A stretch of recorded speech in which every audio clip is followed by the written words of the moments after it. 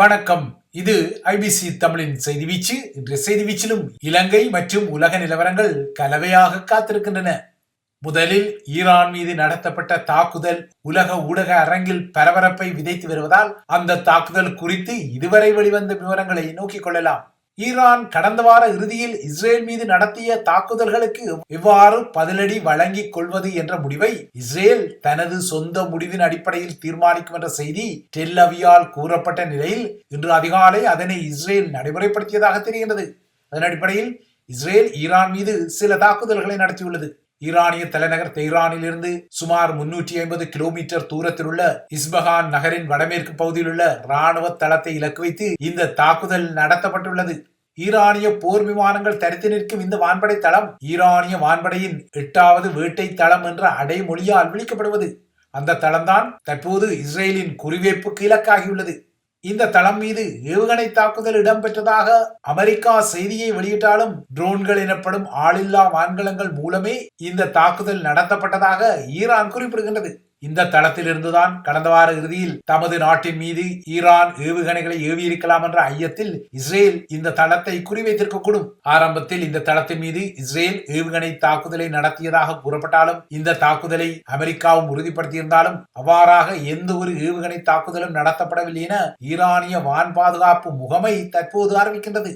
Isfahan உட்பட நாட்டின் எந்த ஒரு பகுதியிலும் ஏவுகணை தாக்குதல்கள் இடம்பெறவில்லை என்றாலும் தமது வான் பாதுகாப்பு கட்டமைப்பால் பல ட்ரோன்கள் எனப்படும் ஆளில்லா வான்கலங்கள் வெற்றிகரமாக சுட்டு வீழ்த்தப்பட்டதாகவும் ஈரானிய வான் பாதுகாப்பு முகமை இன்று காலை அறிவித்தது.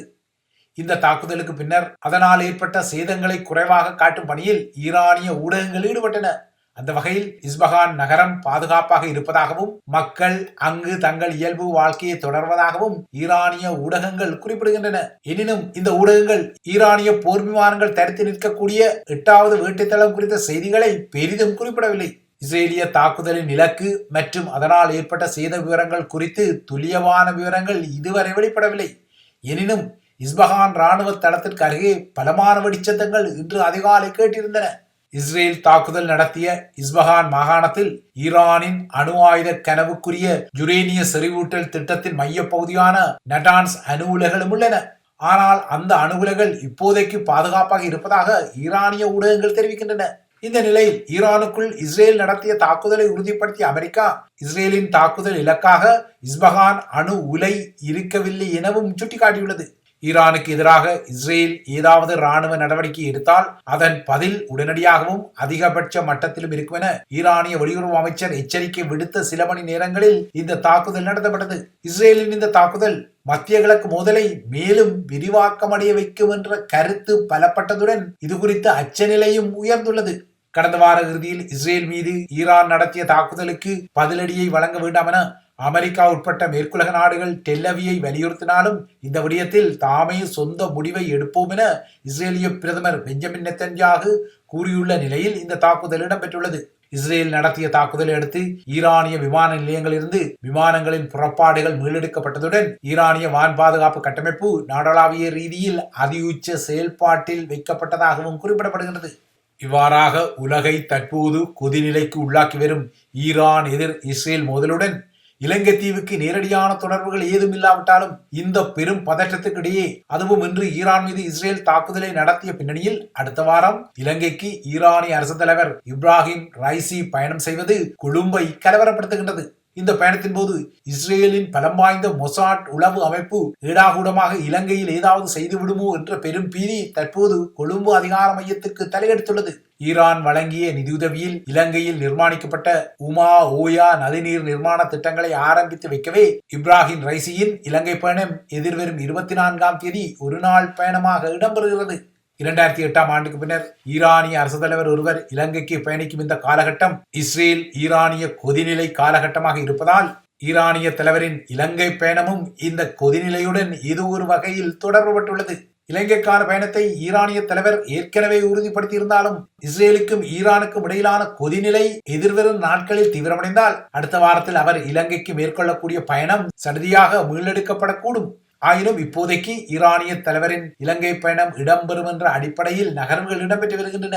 ரைசியின் இலங்கை பயணத்துக்குரிய பாதுகாப்பை வழங்கும் வகையில் ஈரானிய பாதுகாப்பு பிரிவின் குழு ஒன்று நேற்று முன்தினம் இலங்கைக்கு சென்று அங்கு கடுமையான ஆய்வுகளை செய்து வருகின்றது. எனினும் இலங்கையில் இப்ராஹிம் ரைசி தங்கியிருக்கும் சில மணி நேரத்தில் அவருக்குரிய பாதுகாப்பை வழங்கும் பொறுப்பு ஸ்ரீலங்கா அரசு தலைவரின் பாதுகாப்பு பிரிவை சார்ந்தது. இதற்கிடையே ஈரானிய அரசு தலைவரின் இலங்கை பயணத்திற்கு ஏற்கனவே கொழும்பில் உள்ள அமெரிக்க தூதரகத்தின் உயர் முகங்கள் ஸ்ரீலங்கா அரசாங்கத்திடம் தமது அதிருப்தியை வெளியிட்டுள்ளன. இந்த வாரம் ஸ்ரீலங்கா வெளிவார அமைச்சுக்கு நேரடியாக சென்ற அமெரிக்க தூதரக ராஜதந்திர முகங்கள் இந்த எதிர்ப்பையும் அதிருப்தியையும் வெளிப்படுத்தியுள்ளன. ஈரானிய அரசு தலைவரின் பயண திட்டத்தின்படி அவர் நேராக கொழும்பு விமான நிலையத்தில் சென்று இறங்கவில்லை. மாறாக தெற்கின் பத்தள விமான நிலையத்தில் தான் தரையிறங்க உள்ளார். இலங்கையர்கள் ஈரானிய தலைவரின் வருகையை உன்னிப்பாக கவனிக்கின்றார்களோ இல்லையோ, அமெரிக்காவின் CIA அமைப்பும் இஸ்ரேலிய மொசாட் அமைப்பும் ஈரானிய தலையின் இலங்கை பயணத்தை உற்று நோக்கி வருகின்றன. இதனால் ஸ்ரீலங்கா பாதுகாப்பு அமைச்சும் இந்த விடயத்தில் இருதலை கொள்ளியொரும்பாக தவித்து ஈரானிய தலைவருக்கு பாதுகாப்பை வழங்கும் பொறுப்புக்காக நாட்டின் சகல பாதுகாப்பு பிரிவுகளையும் அழைத்துள்ளமை குறிப்பிடத்தக்கது. இவை இலங்கையை மையப்படுத்திய விடயங்கள். அடுத்து புலம்பெயர் நாடுகளை மையப்படுத்திய செய்திகளை நோக்கினால், கடந்த வருடம் கனடாவின் டொரண்டோ நகரின் அனைத்துலக விமான நிலையத்தில் கனேடிய வரலாற்றில் இடம்பெற்ற மிகப்பெரிய விமான நிலைய திருட்டுச் சம்பவம் பதிவாகிக் கொண்டது. இந்த திருட்டுச் சம்பவத்தில் 20 மில்லியன் கனேடிய டாலர் பெறுமதியில் 6600 தங்க பாடங்களும் 2.5 மில்லியன் கனேடிய டாலர் பெறுமதிக்குரிய வெளிநாட்டு நாணயத்தாள்களும் திருடப்பட்டிருந்தன.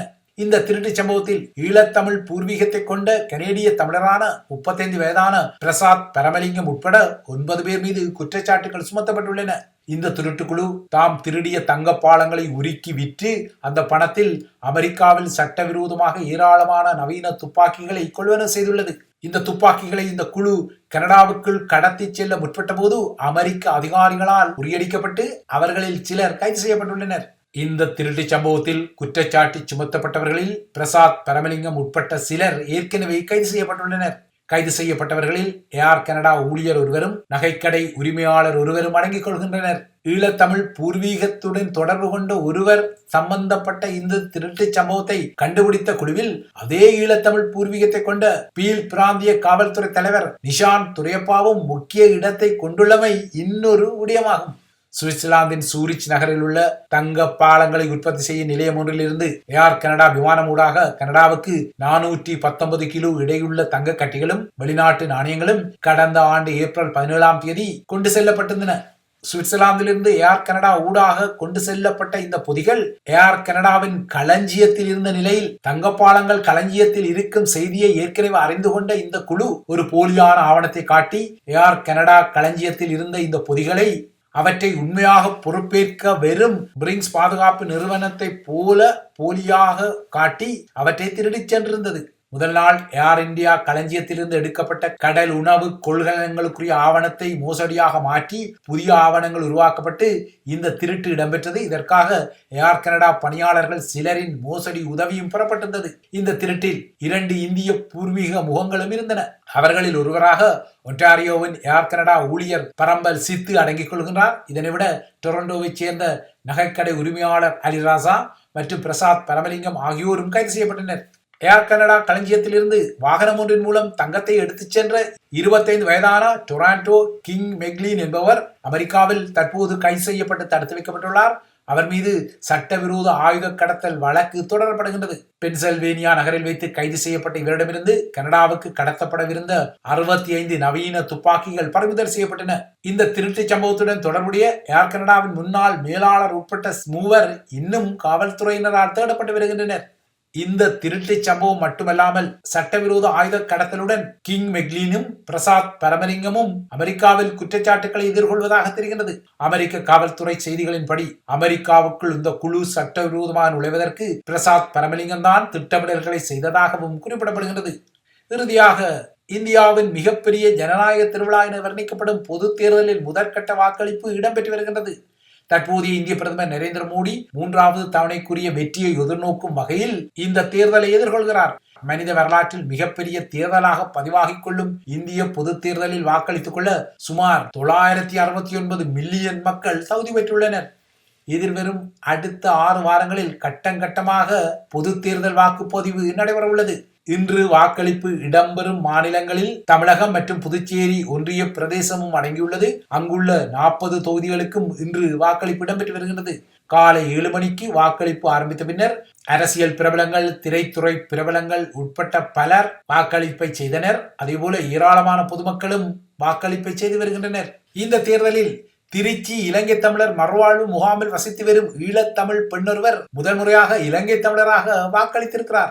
இந்திய அரசின் சட்டத்தை உயர்நீதிமன்றத்தில் சுட்டிக்காட்டி இந்திய கடவுச்சீட்டையும் வாக்காளர் அட்டையையும் பெற்ற இவர் இன்று வாக்களித்தார். இலங்கையில் இருந்து 1983 ஆண்டு தமிழகத்துக்கு சென்ற பெற்றோருக்கு 1986 ஆண்டில் பிறந்த இவர் இந்திய குடியுரிமை சட்டத்தின் அடிப்படையில் 1986 ஆண்டு வரை இந்தியாவில் பிறந்த குழந்தைகள் அனைவரும் இந்திய குடிமக்கள் என்ற உரித்தை வழங்கும் சட்ட பிரிவை காரணம் காட்டி அந்த பிரிவின் அடிப்படையில் தனக்கு கடவுச்சீட்டு வழங்க வேண்டும் என சென்னை உயர்நீதிமன்றத்தின் மதுரை கிளையில் கடந்த 2021 ஆண்டு வழக்கு தொடுத்திருந்தார். இந்த வழக்கு விசாரணை முடிவடைந்து 2022 தீர்ப்பு வழங்கப்பட்ட போது மனுதாரர் இலங்கையைச் சேர்ந்த பெற்றோருக்கு பிறந்திருந்தாலும் அவர் இந்திய குடியுரிமையை பெறுவதற்கு உரிமை உடையவர் என தீர்ப்பளிக்கப்பட்டது. இதனால் மனுதாரருக்கு இந்திய கடவுச்சீட்டு வழங்க வேண்டும் என உயர்நீதிமன்றம் தீர்ப்பளித்த பின்னர் இவருக்கு கடவுச்சீட்டும் வாக்காளர் அட்டையும் வழங்கப்பட்டது. அதன் பின்னர் இன்று அவர் பொது தேர்தலில் வாக்களித்திருக்கின்றார். இவைதான் ஐபிசி தமிழின் செய்தி வீச்சு. தொடர்ந்தும் ஐபிசி தமிழுடன் இணைந்திருங்கள்.